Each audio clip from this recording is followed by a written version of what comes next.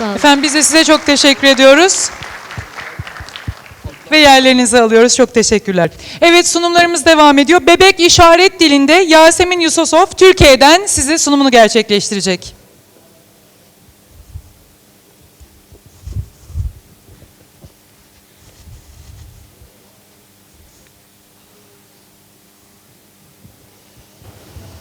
Good afternoon, everyone. Geçmiş olsun. Did you like me on TV? Did I announce your countries good enough? Canada, yes, you liked how I announced it. I hope that we continue to announce all of our countries, but many, many, many more as we grow and become a stronger union. Now, this afternoon, I'll have the great pleasure of talking about one of my passions, baby sign language. I'm not sure if you've ever heard about it, but if you haven't, you should. And I hope that I have your full attention because this will possibly change your country's future, because baby sign language has the potential of raising people's IQs, babies' IQs, by about 10 to 12 points. And this is documented research from the University of California. This is briefly what we'll be talking about today. What is baby sign language? What are the benefits? How to teach baby sign language? And how we can use baby sign language to spread sign language. And also the importance of 0 to 3 years in a person's life. Now, what is baby sign language? Very simply stated, it's sign language that our hearing impaired friends use to communicate. It's a real sign language. It's showing babies real sign language from the time they're 6 months old. But of course, we don't have to be fluent in sign language to do this. But in any case, I'll talk about how we'll do that later. It's also backed by long-term scientific research. Over 25 years of research has been done on this topic in the United States and I think in Canada and Japan as well. And it's recommended by the American Pediatric Academy. And it's used very commonly in the US. Hundreds of thousands of families use baby sign language. You can see people signing in parks and in like everywhere. It's a very, well, not everywhere, but it's very, very common. And what are the benefits of baby sign language? There are so many benefits. There are too many to list here. That's why I wrote the book on it. And I hope you all got a book. But if you didn't, you can help yourself. They're only $100 each. I'm just kidding. They're free to all of our members. Now, the first and most important benefit is that babies cry less. Now, anyone who has had a baby or been around the baby knows that the most, let's say, alarming time with a baby is when they start to cry. What do they want? Are they tired? Do they need a diaper change? Do they want mommy? Do they want to sleep? What do they want? That's why they cry, but we don't want them to cry. And baby sign language facilitates this process because it enables them to communicate from 8 months on. So my baby, my daughter, whose picture is this, Celine, she started signing milk from when she was 8 months old. She looked at me and she had been saying mom, mom, because mom in Turkish, I'm married to a Turkish man and I'm Turkish myself, but mama means like food. Maybe it's also used in your countries as well. But she had been saying mama at about 7 months, but I thought that it's just babbling. But at 8 months, she looked me in the eye and she went, Mom. She wanted milk. If she didn't know the sign for milk, she would start crying. So I would, again, go down the checklist. Diaper change? No. Or tired? No. Okay, she wants milk. So in any case, it really makes life much easier.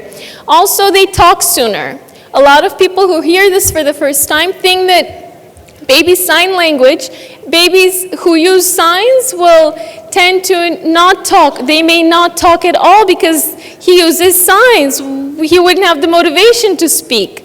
But babies also crawl, and they don't crawl for their whole lives. It's just a a stepping stone for them, going from crawling to walking. They want to do what everybody else is doing. And baby sign language is just a stepping stone, and they really start to talk sooner because they learn language faster. Because when you show them the sign, they see it. When you say the word milk, they hear it. And when they start to do it, they also do the sign. And we all know that the more senses we use in learning a new language, the easier it becomes to learn. And they also love books and have more interest in reading, but of course, we hope that they already have books in their lives. But my daughter, when she was about 12 months old, she used to open up her books and show me what's in the picture, like cat or tree, and she had great fun. She felt very proud that she's able to read at 12 months old. And as I mentioned, babies who have used baby sign language have a higher IQ than non-signing friends. But again, who wants a smart baby? Okay, I think every parent does. Now, how do babies learn baby sign language? I've written all of the how-tos here, so I don't want to take too much of your time. But it's very basic, it's very easy, just how we teach them bye-bye. Very easy, bye-bye, bye-bye. You just show the sign, you say the word, and they figure it out. They're actually geniuses. They really are. And we understand how smart they are once they start communicating with us. So it's also important while you're saying the sign to exaggerate the word that you're saying. So say it in a louder tone, like, oh, do you want some milk? Here's some milk. Do you want some milk? That's also an important point. And it's also important for the baby to keep seeing the sign from various people and consistently. That's one of the most important points of helping them learn it.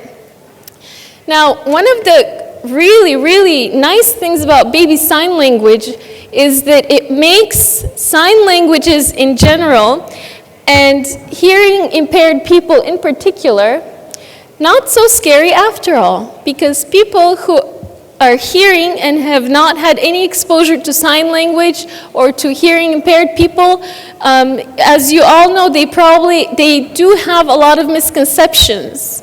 And I won't go into those. I know you're all familiar, but baby sign language really promotes inclusivity. So hearing people become more open to communicating with people who are hearing impaired, and people who are hearing impaired feel kind of special that their language is being used. And even if they had been a closed community, once they see signing, they could become more open to communicating and to having relationships with hearing people who are signing.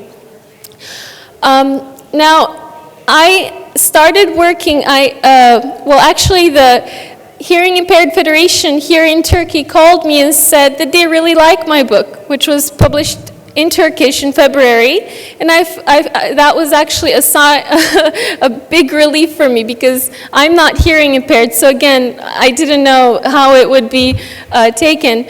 But what we're doing now with the Hearing Impaired Federation here in Turkey is when we go to banks and to other groups such as charitable organizations or trade, like business associations, everywhere where we want to emphasize the importance of sign language, because hearing impaired people's lives would be much easier if people in banks and if people in hospitals used sign language. So we're trying to convince them to learn sign language, essentially, so that the lives of people who are hearing impaired become easiger. And they listen. They say, okay, sure, so 3 million people in Turkey are hearing impaired. Yeah. And then I say, and you know, if you learn sign language and if you show it to your baby will be smarter. And then they're like, oh, tell me more. Tell me more about baby sign language. And then I say, and you know what else? Sign language is actually processed as a foreign language in the brain. So your baby and you will get all of the cognitive benefits of learning a foreign language, even though you're just signing. They're like, oh, okay, I want to learn it too. Because since we are all people, so we shouldn't be too judgmental, but unless it's our own pain, we usually can't feel it too well. But once we talk about how they can use it firsthand in a positive way, it makes the matter of sign language much nicer.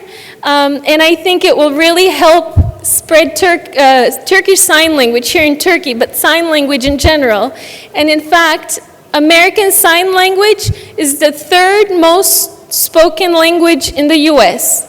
First English, second Spanish, and third American Sign Language. So, and it has been used in the US for about 25 years, so I think that's one of the reasons. Finally, I'd like to mention the importance of the first 3 years in a baby's life, because baby sign language really contributes greatly to these first 3 years, especially in the first 2 years. According to research that has been done, and I'm sorry if you already know this and I'm just repeating, but the first 3 years in a human being's life experience the fastest rate of human development. The brain develops at a phenomenal rate. At birth, the brain is developed 25%. At 3 years, 90%. It's really phenomenal. So it's so crucial to make the most out of those first 3 years, because if we just try to make our babies quiet and or shoo them away when they become 2, 3 years old, or just try to keep them out of the way until they start to talk, we are really doing them and ourselves and society a big disfavor.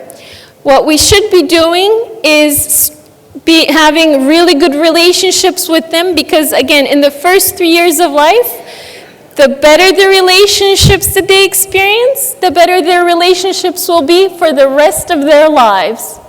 It's that important. And baby sign language, because you have a baby who cries less, my baby started crying when she was about 2.5 years old with the temper tantrums.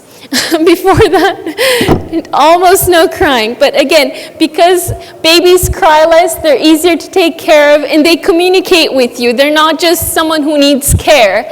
You actually have two-way communication. It really makes the process much easier and much more fun. And I want to say lastly that I'm really passionate about spreading baby sign language throughout the world, because I think it's so important for us to not only help our babies be smarter, but to also communicate with them and take really good care of them. Because another study was done in the UK a couple of years ago. People who were in jail, 90% of people who were in jail ended up being there because of some kind of trauma that they lived in their childhood. So it's so important to take care of our kids as positively as well as possible. So if you would like to collaborate, I would be happy to get my book published in your language and printed in your language, and I'll send it to you. And I hope that we have a very successful and long-lasting relationship here at the Union. Thank you very much.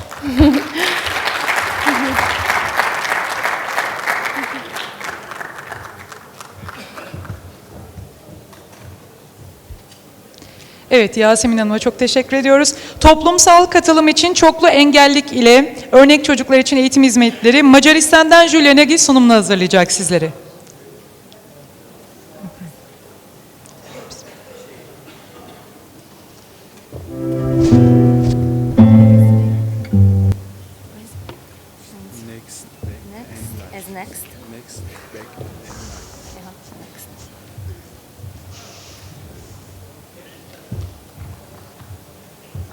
Okay.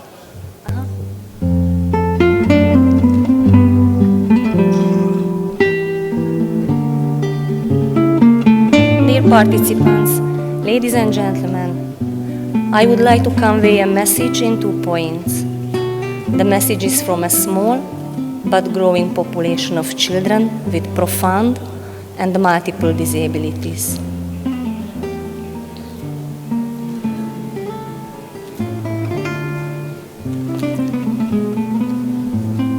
Some of them who live in a poor countryside of Hungary can be seen in these pictures. They are engaged in different learning activities. Their education service is provided by a small team of professionals. Parents are also involved in this